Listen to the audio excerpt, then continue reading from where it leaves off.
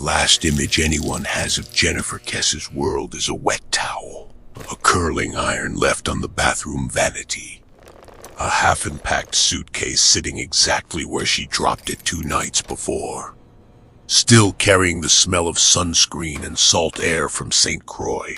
She had come home from vacation.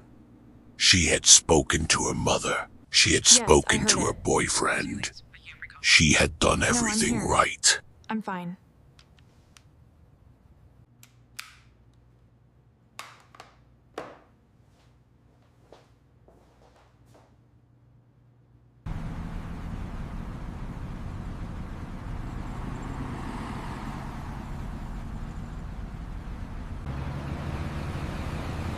And then, on the morning of January 24th, 2006, somewhere between her front door and her car, a distance of roughly 30 meters, Jennifer Kesse ceased to exist. No scream, no struggle, no broken lock, no witness. Just a woman who walked out of her life and never came back.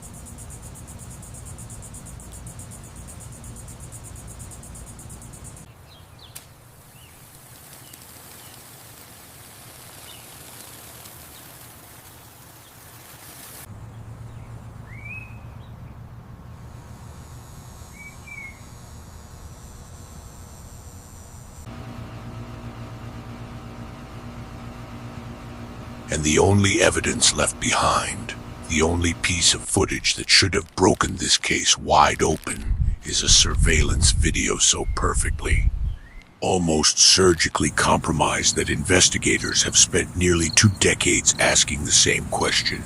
Was it luck, or was it something far worse? Orlando, Florida. January 2006, the city was warm that morning. Mid-70s.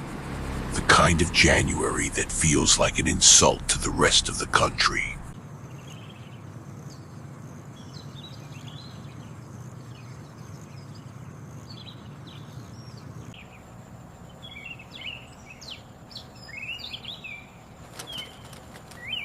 Jennifer's condominium complex, known as the Mosaic, sat in a quiet residential corridor near the intersection of Conroy Road and Vineland Avenue.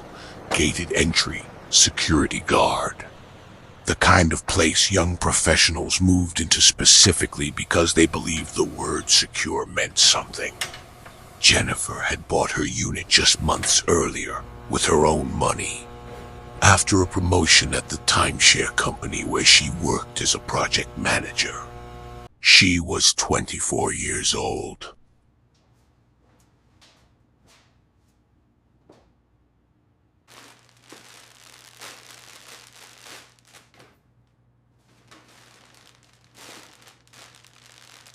She had everything aligned. She had returned from St. Croix on January 22nd with her boyfriend Rob. No. By the evening of January I can't do this anymore. 23rd, a Sunday, they had argued No, over you the don't phone. understand. Long distance, to hear the your usual voice. erosion. She was emotional, Just a for a little minute. insecure. He had no idea it was the last conversation they would ever have. The following morning, Jennifer didn't show up for work. Didn't answer her phone. Didn't respond to texts. For everyone who knew her, this was not a behavioral anomaly.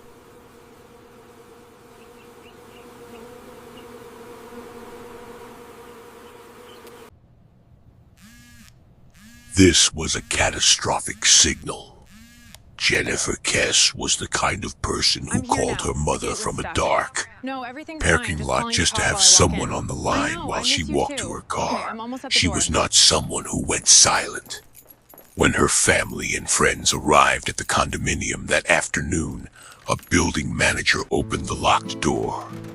What they found inside told the story of a morning It's that all right, began Anna. completely normally and gone, ended isn't he? somewhere they couldn't see.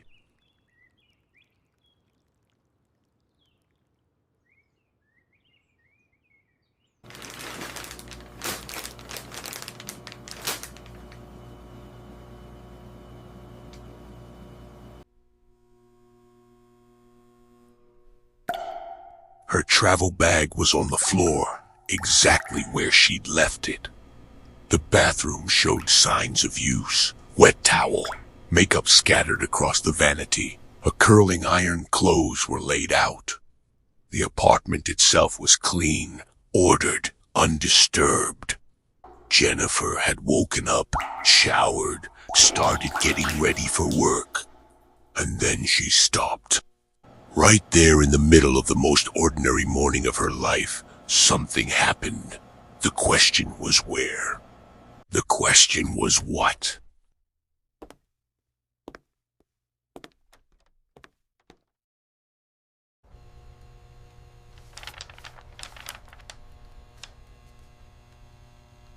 And most critically, the question was who? Before we go any further, if you followed the deep water grave episode we ran on this channel, the one covering the cold case patterns in isolated, geographic disposal sites, some of what you're about to see in the forensic behavior here will feel grimly familiar. The method of evidence elimination, the calibration of movement. Pay attention to the details.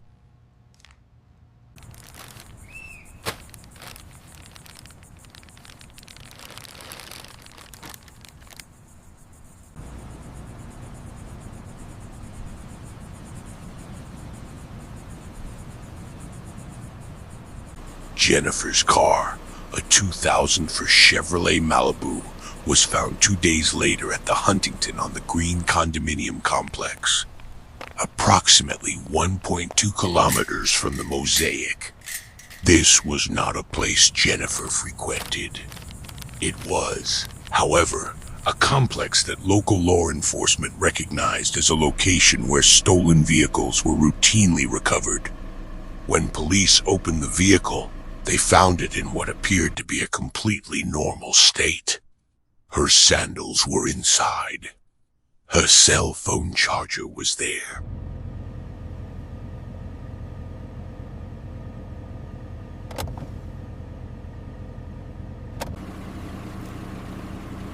No signs of a struggle, no blood, no chaos, and no fingerprints. The steering wheel, the rearview mirror, all of it had been wiped methodically. Whoever drove that car to that parking lot understood forensics well enough to eliminate their own trace. That is not panic, that is preparation. Then came the footage. A single surveillance camera at the Huntington on the Green caught a figure parking Jennifer's car at approximately noon on January 24th.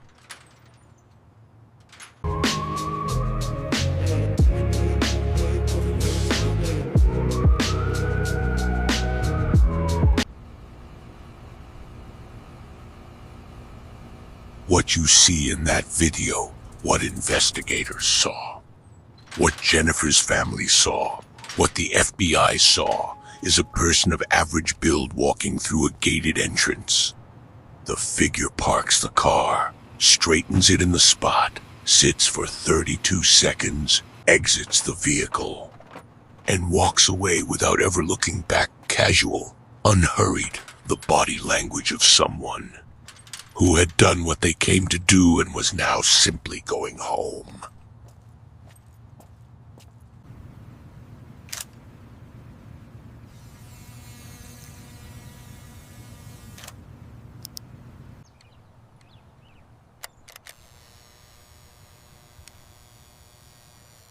But here is where this case departs from anything you've likely encountered in true crime.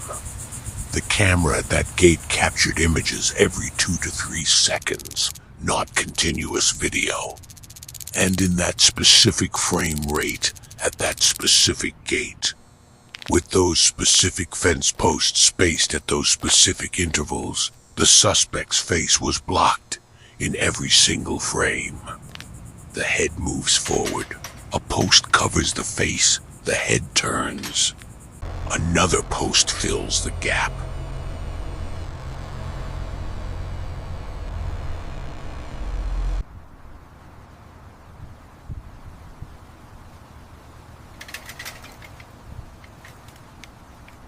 It happens with a precision so consistent, so complete, that investigators who analyze the footage for years have never been able to extract a single usable image of that face. Not one. The FBI came in and confirmed it. Law enforcement experts ran the math on the gate's structure and the camera timing. It was either the most extraordinarily unlikely coincidence in the history of American surveillance footage, or it was someone who knew exactly where to look and exactly how to move.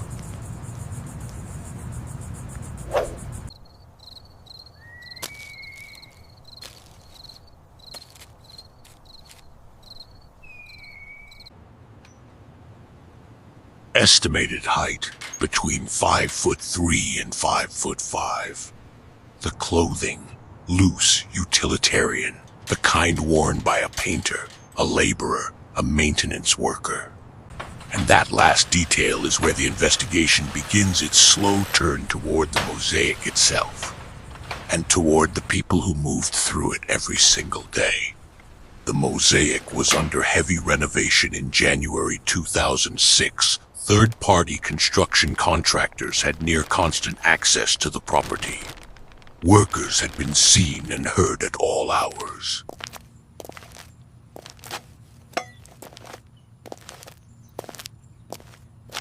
Olá. Hey. Bom dia.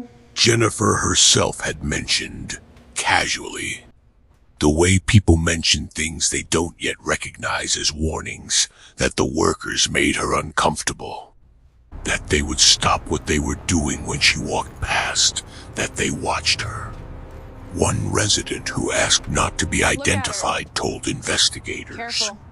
years later that she had Just regularly walking. come home from Yeah. work to find a large group of men outside drinking, and that walking past them at night produced what she described as not a great feeling.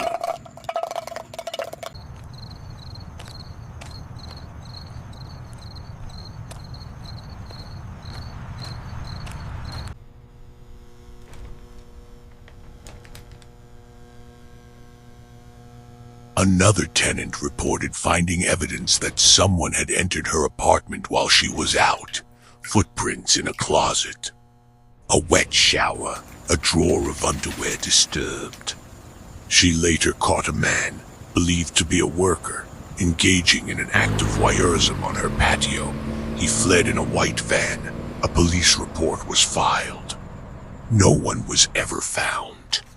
This is the texture of the mosaic in January 2006, not a gated paradise.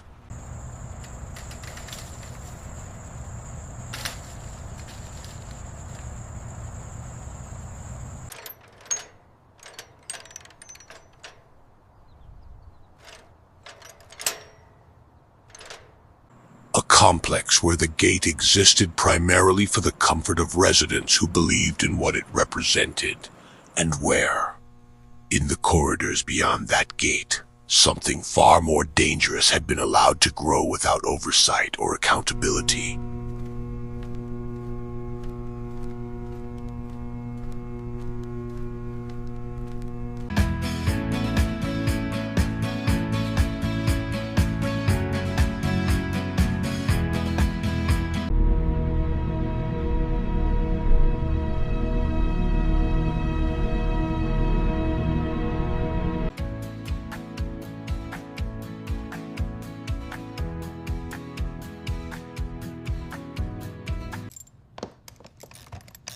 The name that surfaces most prominently in this investigation is one police assigned the informal identifier Chino, a maintenance worker who had worked at the Mosaic and, investigators later confirmed, had performed repairs inside Jennifer's unit approximately 1 week before she disappeared.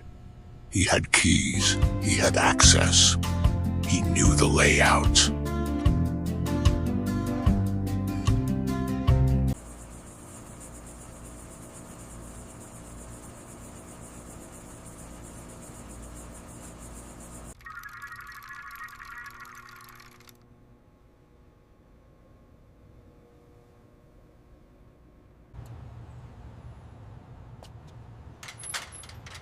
when a former housekeeper at the complex was shown the surveillance footage from the Huntington on the green years after the disappearance. She looked at the figure moving through that gate and said, "That looks like Chino, not a certain identification, but not nothing."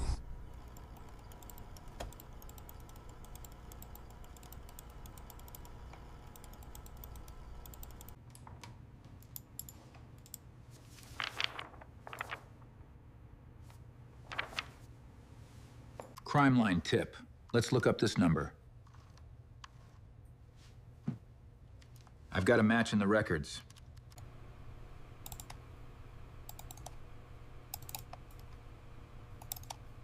When Detective Joel Wright reopened the case in 2009 and ran the name Chino through a leads tracking database, a crime line tip materialized, submitted anonymously in the very first week of the investigation, suggesting Chino may have been involved. It was unclear whether investigators had ever followed up on it at the time. By 2009, Chino was incarcerated in a Florida state prison. The charge, statutory rape of a teenage girl. A crime committed 2 years after Jennifer vanished.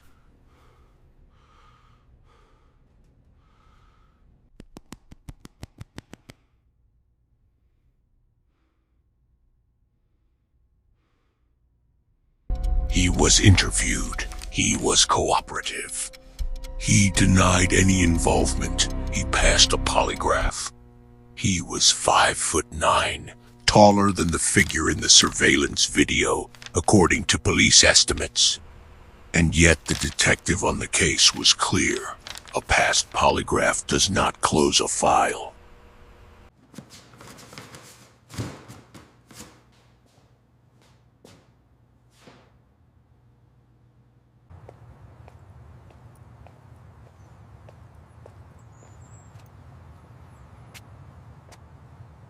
Sí, todo está en orden aquí. Los arreglos están terminados.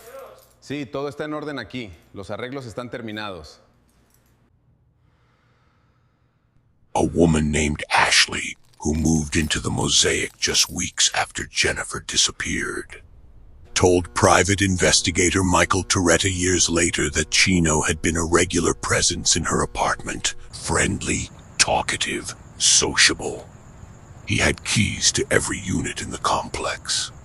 And one night, 9 months after Jennifer vanished, Chino disappeared from the Mosaic.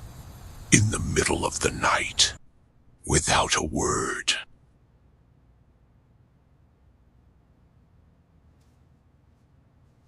I'd like to report a crime. Fortune's report is fine. Hello? Is anyone there?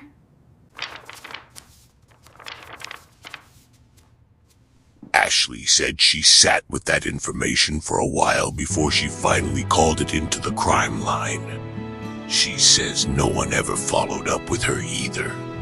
In 2018, private investigator Michael Toretta was brought on by Jennifer's family, Joyce and Drew Kesse, after they successfully sued the Orlando Police Department to obtain the full investigative file. More than 16,000 pages of documents, 67 hours of video and audio.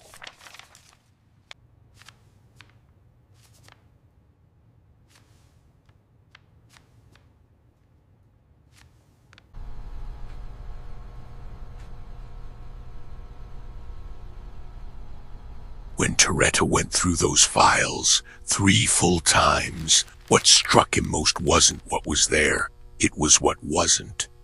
There was no record of interviews with the day laborers who had been living inside a vacant apartment directly across the hall from Jennifer's unit. No lease, no names.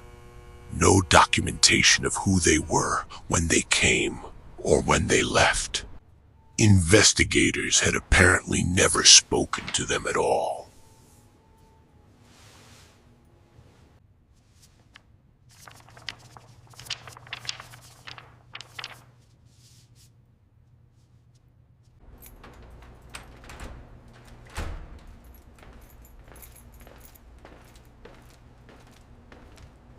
Toretta's theory, constructed carefully over years of interviews with residents, former workers, and people who lived through that winter at the Mosaic, is surgical in its simplicity. Jennifer exits her apartment in the morning, keys in hand, and turns to lock the door behind her. Her back is to the hallway. She doesn't see what's across from her. She doesn't see the door of the vacant unit open. She doesn't see what's coming.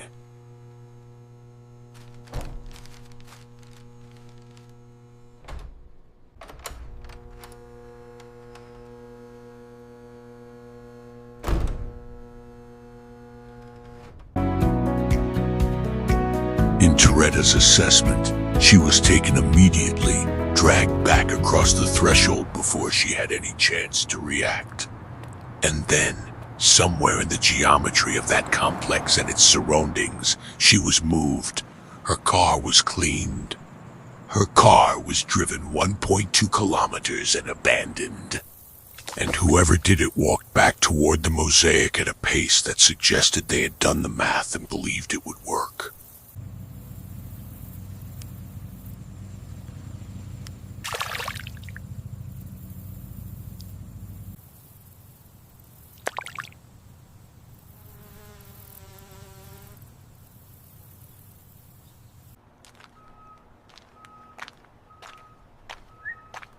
Months after Jennifer disappeared, a person was seen at a pond not far from the complex, dumping what appeared to be a rolled-up piece of carpet. Construction records from the Mosaic indicated that the workers in the vacant apartment across from Jennifer had been laying carpet that day. In 2019, a dive team went into that pond. They searched. They found nothing. Toretta has said on record that this detail haunts him more than any other in the case.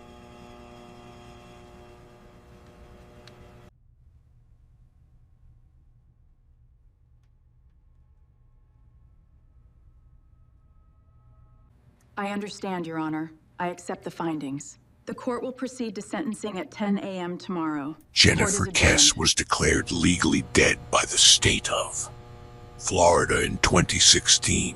That declaration required Joyce Kesse to stand alone in a courtroom and listen to a judge sign off on the death of her daughter. No remains, no conviction, no resolution. Just a legal formality designed to give a family access to what little administrative closure the system could offer. Joyce Kesse has described that morning as one of the hardest things she has ever done in her life.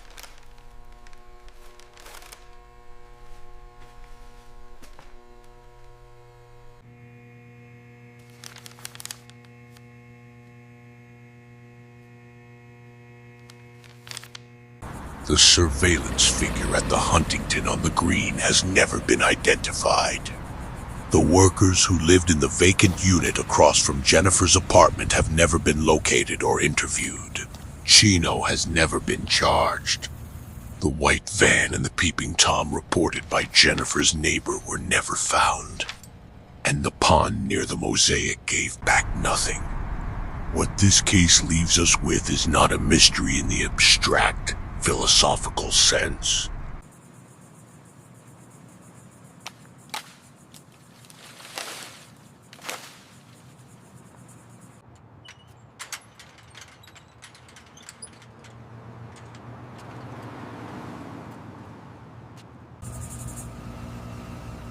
It is a mystery with a geography, a timeline, and a set of decisions that someone made with enough deliberateness to evade identification for nearly 20 years. The person in that surveillance footage knew what they were doing. Whether they knew the camera's frame rate and the gate's geometry, or whether some terrible statistical lottery handed them invisibility, the outcome is the same.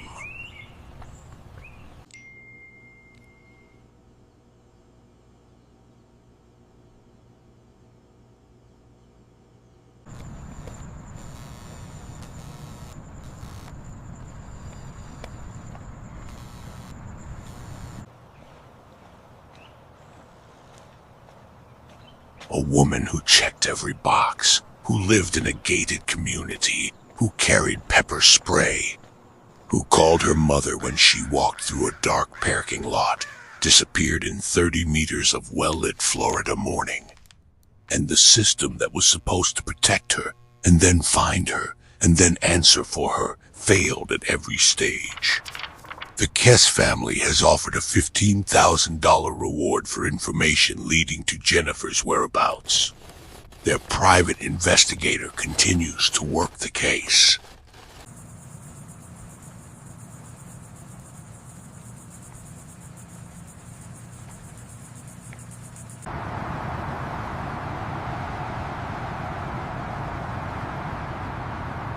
And somewhere, someone knows what happened on that 30-meter stretch of sidewalk between a locked apartment door and a parking lot in Orlando. Somewhere, that person has been living with it for 19 years. The footage still exists. The case is still open. And Jennifer Kesse's face is still out there, posted, shared, remembered by a family that has refused, at enormous personal cost, to let the algorithm of forgetting do its work.